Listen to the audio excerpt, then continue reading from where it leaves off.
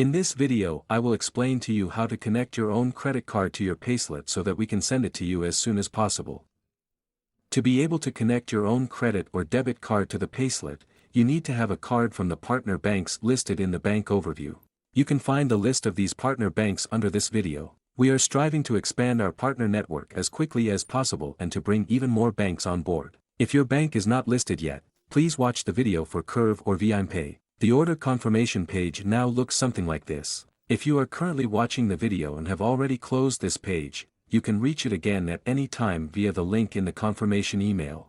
We now click on Connect with Fidesmo Pay and enter our email address. Then we click on Next. Now we enter the credit card details from our credit card, which is supported by the partner bank. Then we have to accept the general terms and conditions and we are ready to go.